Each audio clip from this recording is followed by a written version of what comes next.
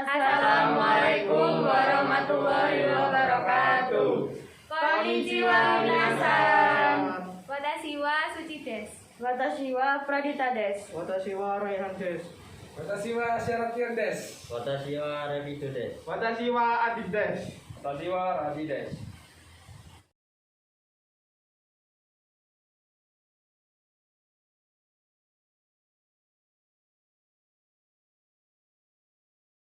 Kore wa Torikatsu desu. Kore wa Onigiri desu. Kore wa Tamagoyaki desu. Kore wa Spaghetti desu.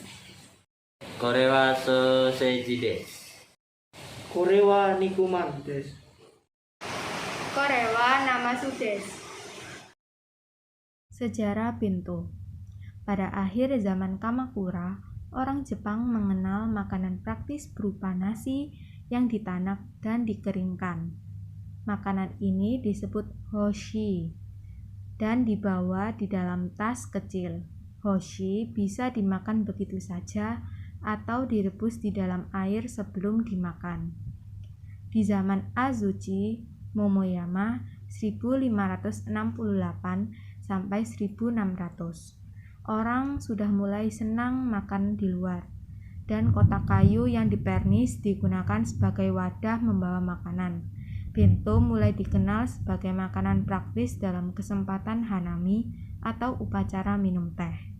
Pada zaman Edo 1603 sampai 1867, kebudayaan bento semakin meluas di kalangan rakyat banyak.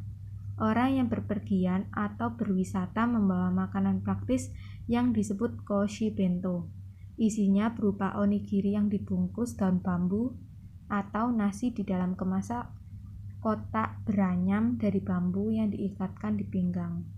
Salah satu jenis bento yang disebut makunouchi bento populer di kalangan masyarakat yang menonton pertunjukan noh dan kabuki.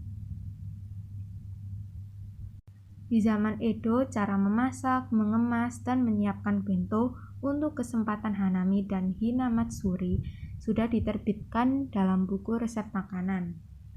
Penjualan paket nasi yang disebut ekiben dimulai sejak zaman Meiji.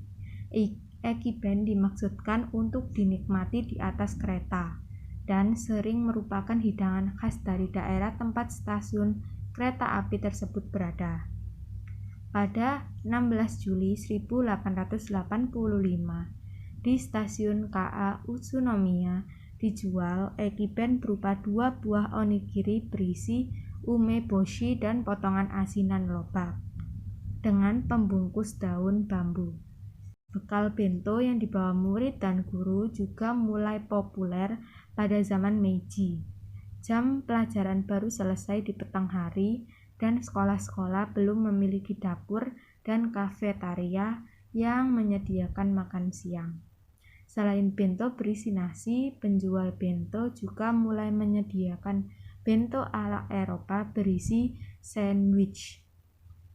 Pada zaman Taisho 1912 sampai 1206, perbedaan kaya miskin yang tajam seusai Perang Dunia I menimbulkan gerakan sosial untuk menghentikan kebiasaan membawa bento ke sekolah. Bento dituduh sebagai sarana pamer kekayaan bagi anak orang berada yang mampu membawa nasi ke sekolah. Pada zaman Showa, kotak dari aluminium untuk membawa bento sangat digemari orang Jepang dan merupakan barang mewah. Setelah Perang Dunia II, tradisi membawa bento secara berangsur-angsur hilang sejalan dengan semakin banyaknya sekolah yang menyediakan ransum makan siang.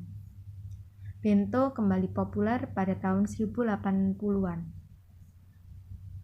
Setelah dikenal dengan kemasan kotak plastik polistirena sekali pakai, oven microwave, dan semakin meluasnya toko kelontong 24 jam. Sementara itu, bento buatan ibu kembali mulai digemari dan tradisi membawa bento dari rumah hidup kembali. Keahlian menyiapkan bento untuk anak-anak merupakan kebanggaan tersendiri bagi ibu rumah tangga.